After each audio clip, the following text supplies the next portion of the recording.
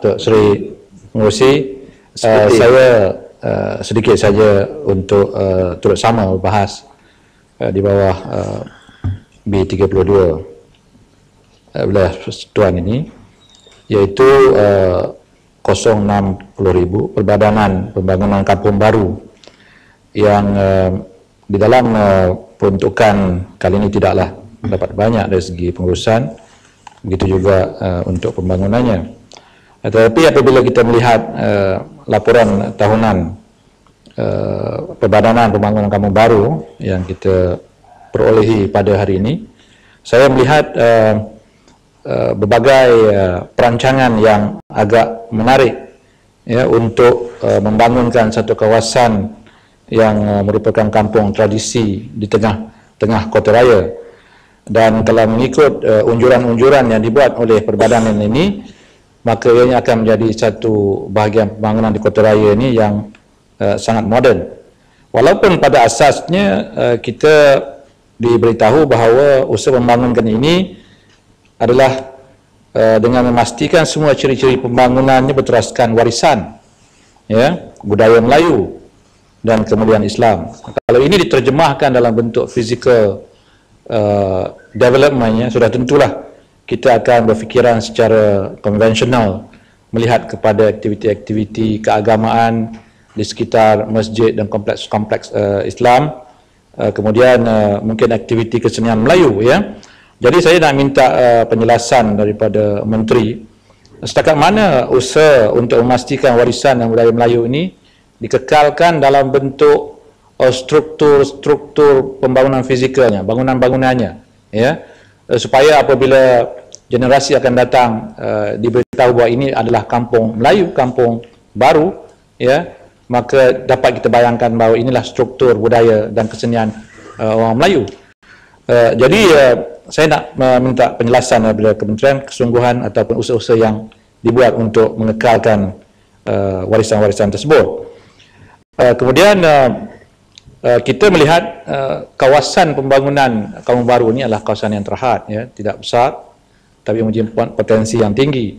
Jadi kalau kita membuat pembangunan above the ground dengan izin, sudah tentulah pembangunan akan terhad. Saya nak bertanya kepada Kementerian Menteri, apakah yang kita boleh buat dengan membina prasarana di bawah underground ya, di bahagian bawah ya, tanah muka bumi, supaya kawasan terhad ini dapat dimanfaatkan untuk membuat pembangunan seperti pusat-pusat riadah, pusat rekreasi dan playground ya, yang bercirikan perkembangan pembangunan yang moden, tetapi dibuat di kawasan-kawasan baru seperti di underground ya, di kawasan kampung yang terhad tersebut. Termasuk juga dalam hal ini aktiviti ekonomi, kerana kalau kita melihat pembangunan di stesen-stesen MRT yang underground ya, mungkin di luar negara banyak contoh-contoh yang lebih baik ya, kita lihat pembangunan ekonomi dan perniagaan di underground ini agak cukup menarik ya, dengan suasana yang bersih, dengan suhu yang dapat dikawal, ianya memberikan tarikan untuk perniagaan yang lebih hebat ya. Jadi apakah Kementerian bercadang untuk kampung baru ini, pembangunan ekonomi, perniagaan-perniagaan dan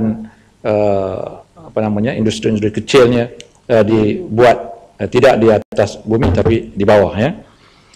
Satu lagi, oleh kerana kampung ini akan menjadi mercu tanda yang baru, maka seni bina yang unik itu boleh juga menjadi tarikan.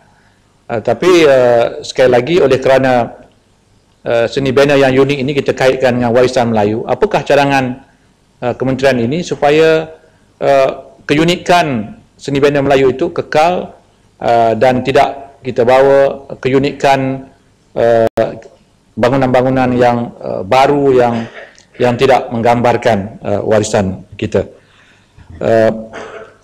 Satu lagi, dalam konteks kawalan trafik di kampung baru ini, kalau ia menjadi kenyataan, tentulah ia akan menjadi satu pusat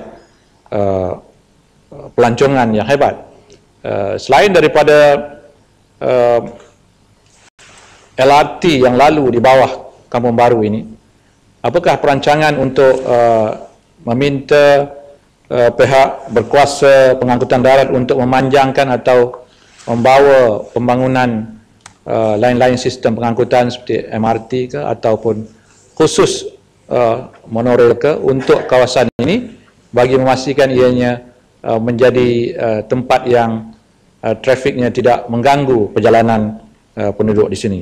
Untuk Seri Pengerusi, itu saja. Terima kasih. Ya, seputih lepas putih, Penyemat Batu, Menteri jawab.